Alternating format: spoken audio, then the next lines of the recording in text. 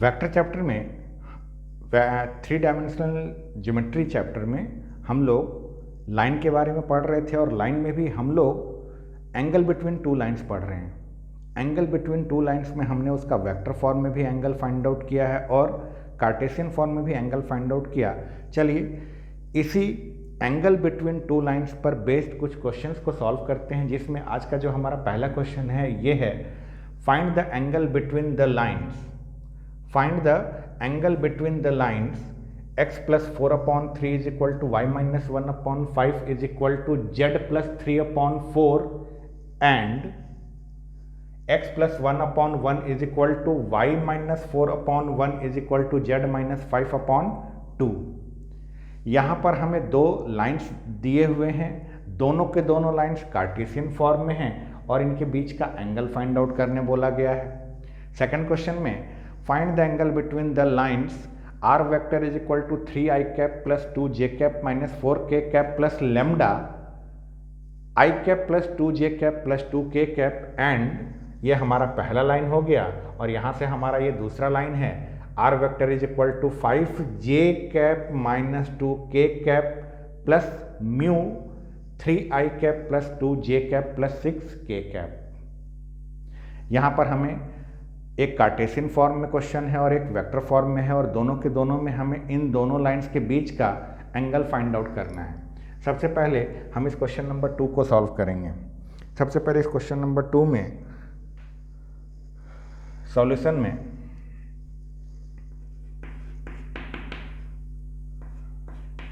The given lines are, दिए गए रेखा के समीकरण r vector is equal to 3 I cap plus 2 j cap minus 4 k cap plus lambda I cap plus 2 j cap plus 2 k cap and r vector is equal to 5 j cap minus 2 k cap plus mu 3 I cap plus 2 j cap plus 6 k cap, जो कि दोनों के दोनों lines जो हैं हमें vector form में दिए हुए हैं, इसलिए जब हम इनका कंपैरिजन, इनका तुलना वेक्टर फॉर्म वाले लाइन से करेंगे तब उसके लिए on comparing the above equations with r vector is equal to a1 vector plus lambda b1 vector and r vector is equal to a2 vector plus mu b2 vector। उपरोक्त समीकरणों की तुलना r is equal to a1 vector plus lambda b1 vector तथा r vector is equal to a2 vector plus mu b2 vector से करने पर हमें बस वैल्यू तो चाहिए b1 और b2 का। तो b1 वेक्टर जो है वो हमें क्या है, यह है हमारे पास I cap plus 2 j cap plus 2 k cap and b2 vector जो है वो है हमारा b2 vector 3 I cap plus 2 j cap plus 6 k cap. ये है हमारा b2 वेक्टर। b1 वेक्टर और b2 वेक्टर निकल जाने के बाद late theta be the angles between the two lines. Theta जो है, अगर हमने उन दोनों लाइंस के बीच का एंगल मान लिया तब cos theta is equal to b1 vector dot b2 vector upon mod में b1 वेक्टर b2 वेक्टर। बस इसी में हमें वैल्यू पुट करके इसको सॉल्व करना है। तो यहाँ से cos theta is equal to B1 vector I cap plus 2 J cap plus 2 K cap into B2 vector है हमारा 3I cap plus 2 J cap plus 6 K cap upon में मॉड है, तो मॉड जो है हमारा रूट में आएगा यहाँ से 1 का स्क्वायर प्लस 2 का स्क्वायर प्लस 2 का स्क्वायर, इसका मॉड जब लेंगे तो ये भी रूट में आएगा, ये आएगा 3 का स्क्वायर प्लस 2 का स्क्वायर प्लस 6 का स्क्वायर। सॉल्व करेंगे जब इसे,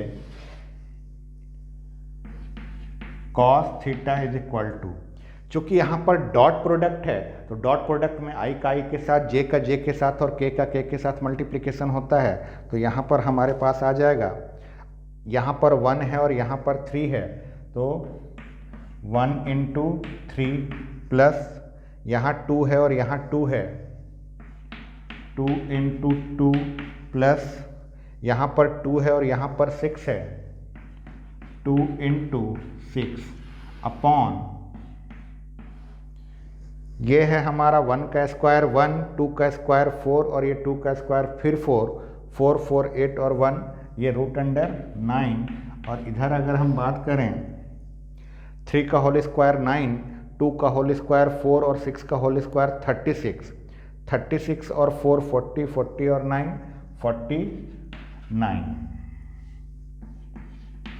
cos theta is equal to, यहाँ से ये हमारा आ जाएगा 3 प्लस 4 प्लस 12 अपॉन, यहाँ से ये रूट के बाहर निकलेगा तो 3 और ये 7, तो यहाँ से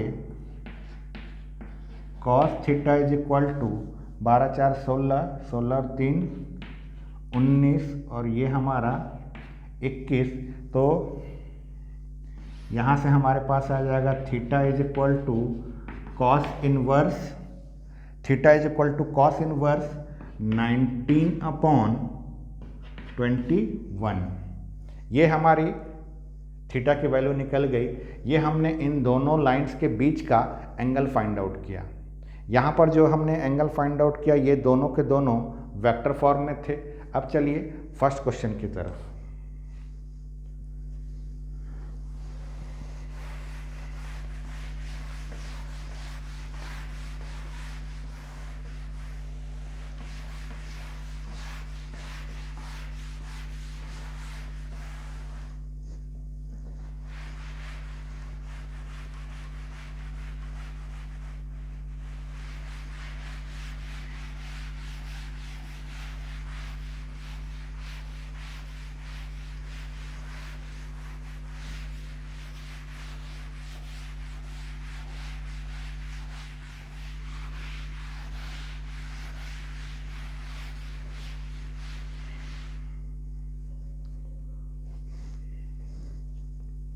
फर्स्ट क्वेश्चन में जो हमारे दोनों के दोनों लाइन्स हैं ये हमारे कार्टेशियन फॉर्म में हैं। कार्टेशियन फॉर्म में लाइन्स का द गिवन लाइन्स आर, दी गई रेखा के समीकरण, दी गई रेखा के समीकरण में x plus 4 upon 3 is equal to y minus 1 upon 5 is equal to z plus 3 upon 4, इसे इक्वेशन 1 बोल देते हैं क्योंकि लाइन 1 को रिप्रेजेंट कर रहा है। And x plus 1 upon 1 is equal to y minus 4 upon 1 is equal to z minus 5 upon 2। यह है हमारा इक्वेशन नंबर 2 जो कि लाइन 2 को रिप्रेजेंट कर रहा है। अच्छा, कार्टेशियन फॉर्म में जो नीचे में डिनोमिनेटर में दिए हुए रहते हैं वो हमारे डायरेक्शन रेशियोज होते हैं और डायरेक्शन रेशियोज का काम होता है हमें डायरेक्शन बताना। अब सोचिए इस लाइन के पैरेलल अगर मैं कोई वेक्टर लेना चाहूँ, इस लाइन के पैरेलल अगर मैं कोई वेक्टर लेना चाहूँ तो उस वेक्टर को बस इसमें मुझे आई कैप, इसमें जे कैप और इसमें के कैप लगा देना है, तो मेरा एक वेक्टर बन जाएगा जो कि इसके पैरेलल हो जाएगा। लाइन में कार्टेशियन फॉर्म में आप हमेशा पहले इस बात का ध्यान रखिए, आपका जो भी लाइन दिया हुआ रहता है पहले एक बार चेक कर लीजिए कि आपका दिया हुआ लाइन जो है वो स्टैंडर्ड फॉर्म मानक रूप में है कि नहीं है। स्टैंडर्ड फॉर्म में लाइन को आप हमेशा चेक कर लिया करें। अब हम क्या चाहते हैं कि हम इसके डायरेक्शन में एक वेक्टर लिखना चाहते हैं, तो ए वेक्टर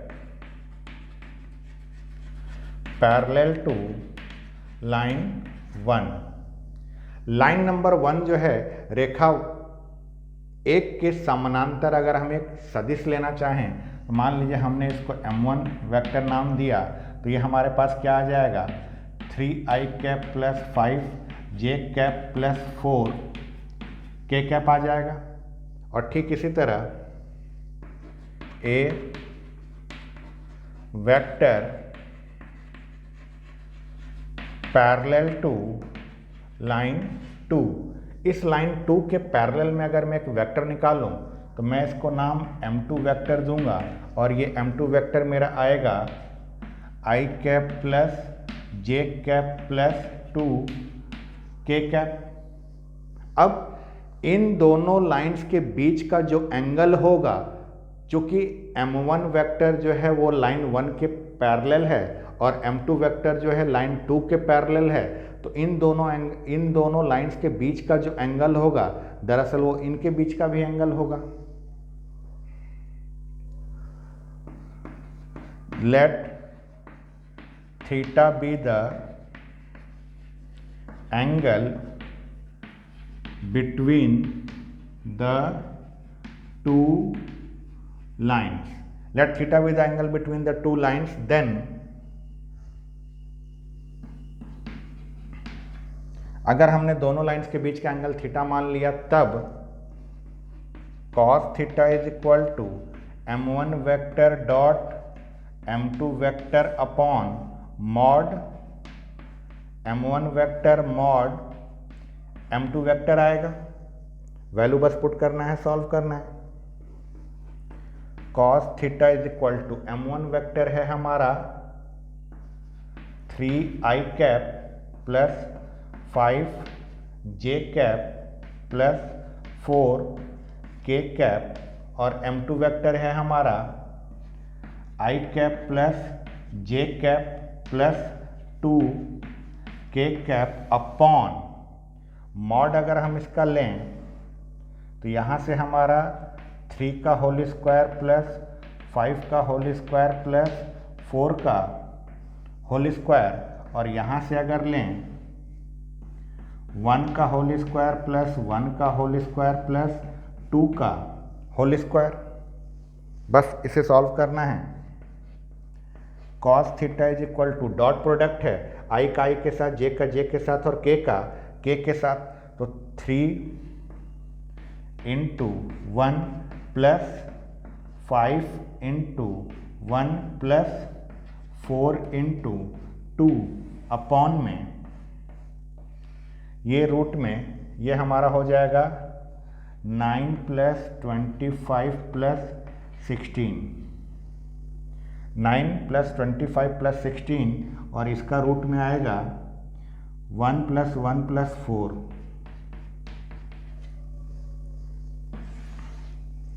यहाँ पर ये cos theta is equal to 3 into 1, 3 into 1 हमारा 3 plus 5 into 1 5 plus 8, 5 plus 8 upon root under 16 और 9 25, 25 25 50, यह हमारा रूट अंडर 50, और ये रूट अंडर 4 2 6 6। यहाँ से cos theta is equal to ये हमारा 16 अपॉन, यहाँ पर हम इसको 5√2 लिख सकते हैं, और ये √6 हमारा वैसे का वैसे ही है, तो यहाँ से हमारे पास आ जाएगा cos theta is equal to 16 upon ये हमारा 5√12 आएगा। तो यहाँ से हम बोल सकते हैं थीटा इज इक्वल टू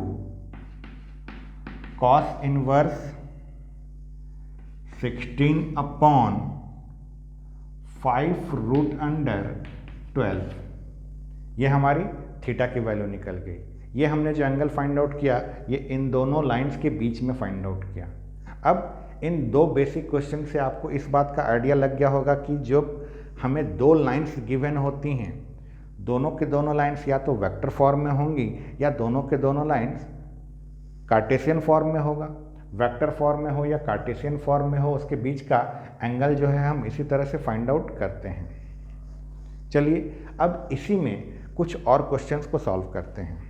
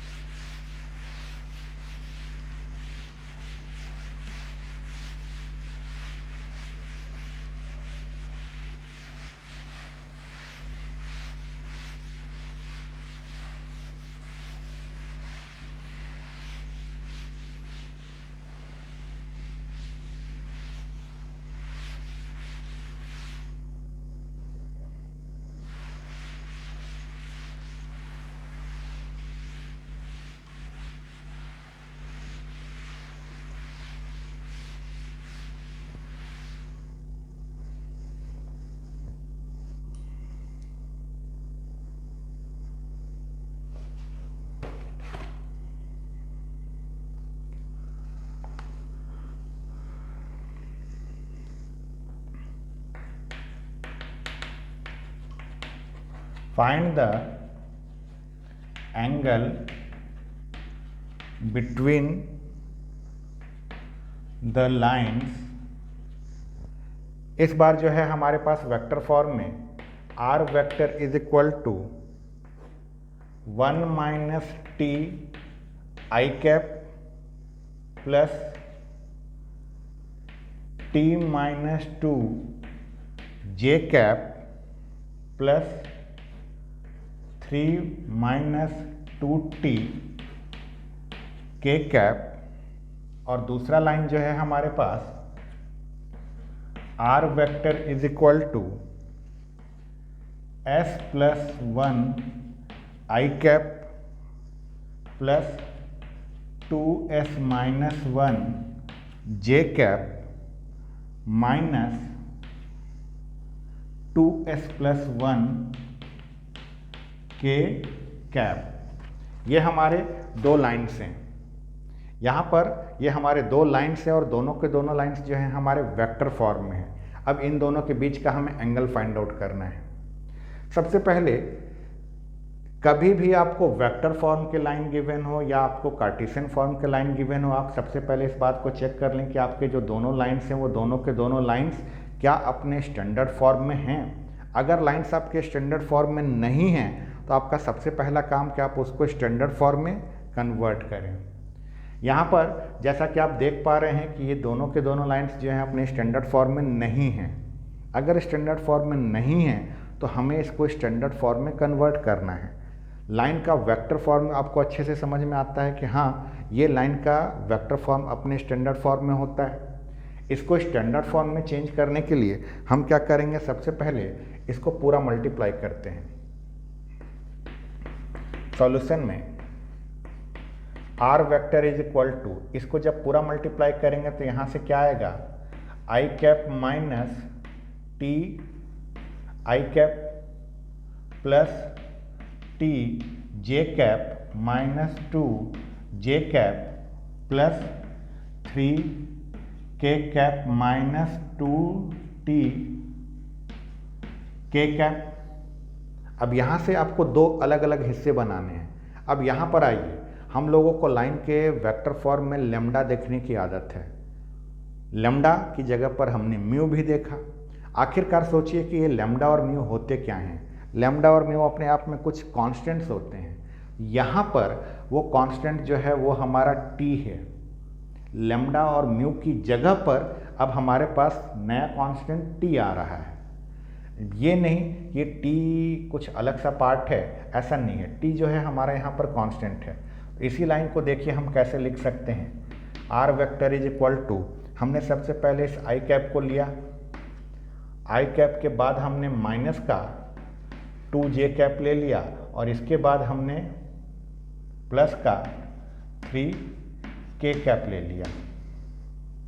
ये हमारा ए वेक्टर बन जाएगा, minus T I cap plus T J cap minus 2tk cap में से अगर हमने प्लस टी को कॉमन ले लिया तो टी को अगर हमने कॉमन लिया तो माइनस आई कैप प्लस जे कैप माइनस 2k कैप बन जाएगा।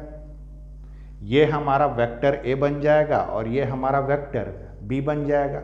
ये हमने इस लाइन को चेंज कर लिया। जरा इस लाइन के बारे में सोचते हैं।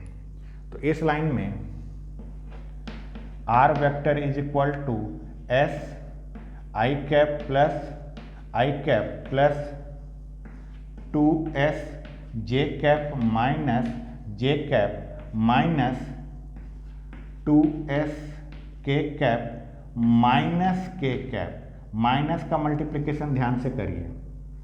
इसके बाद यहाँ पर भी वही R vector is equal to, हमने पहले आई कैप लिख लिया माइनस जे कैप और माइनस के कैप। ये जो है हमारा वेक्टर ए बन जाएगा। जो बच गया उसमें से अगर हम प्लस का एस कॉमन ले लें तो प्लस का एस कॉमन लेते ही यहाँ से हमारे पास i cap plus 2j cap minus 2k cap, ये हमारा बी वेक्टर बन जाएगा। अब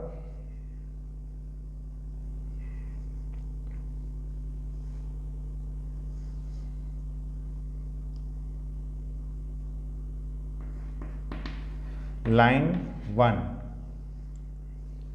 इसे हम इक्वेशन 1 का नाम दे देते हैं और इसे हम इक्वेशन 2 का नाम दे देते हैं। दोनों को हमने इक्वेशन 1 और इक्वेशन 2 का नाम दे दिया तो लाइन 1 इज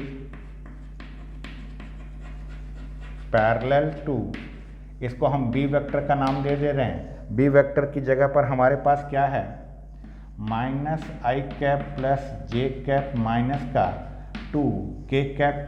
और ठीक इसी तरह से लाइन 2 इज पैरेलल टू, इसको b1 वेक्टर का नाम दिया था, इसको हम b2 वेक्टर का नाम दे देते हैं। b2 वेक्टर में हमारे पास क्या है, i cap plus 2j cap minus 2k cap है। अब आइए, दोनों लाइंस के बीच का जो एंगल होगा वो दरअसल इन दोनों के बीच का भी एंगल होगा। यहाँ let theta be the angles between two lines, then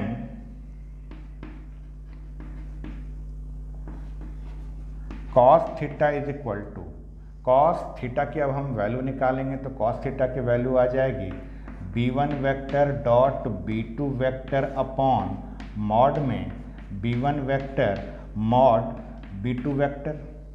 value put करेंगे, cos theta is equal to b1 vector है हमारा माइनस का आई कैप प्लस का जे कैप माइनस का 2k कैप डॉट में b2 वेक्टर है हमारा i cap plus 2j cap minus 2k cap upon में, इसका मॉड जब लेंगे रूट अंडर -1 का होल स्क्वायर प्लस 1 का होल स्क्वायर प्लस -2 का होल स्क्वायर, और इसका मॉड जब लेंगे 1 का होल स्क्वायर प्लस 2 का होल स्क्वायर प्लस -2 का होल स्क्वायर। बस इसे सॉल्व करना है।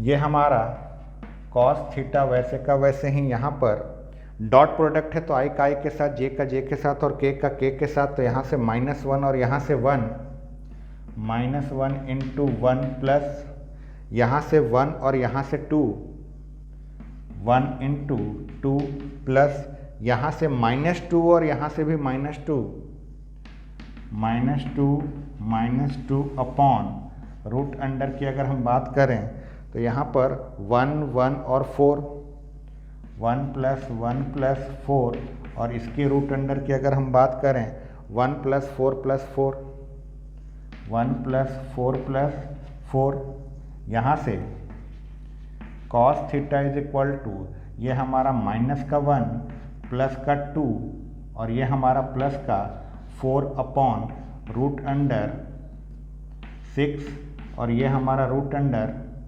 9। यहाँ से cos theta is equal to 5 upon यहाँ से 3 रूट अंडर 6 आ जाएगा। तो यहाँ से फाइनली हमारी थीटा की वैल्यू जो निकलेगी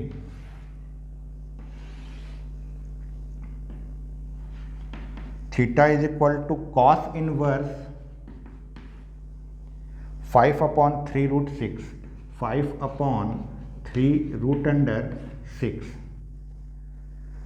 थीटा की जो हमने वैल्यू निकाली कॉस इनवर्स 5 अपॉन 3 रूट 6 निकली। यहाँ पर इस बात का ध्यान रखिए, लाइंस जो हैं आपके स्टैंडर्ड फॉर्म में हमेशा दिए हुए रहे ऐसा ज़रूरी नहीं है। आप हमेशा, चाहे वो आपका कार्टेशियन फॉर्म हो या आपका वेक्टर फॉर्म हो, आप हमेशा अपने लाइन को चेक कर लिया करिए कि ये लाइन का इक्वेशन अपने स्टैंडर्ड फॉर्म में है या नहीं है। एक बार इक्वेशन स्टैंडर्ड फॉर्म में अगर आ जाए तब उसके बाद नॉर्मल फार्मूला अप्लाई करके आप उसके बीच के एंगल को फाइंड आउट कर सकते हैं।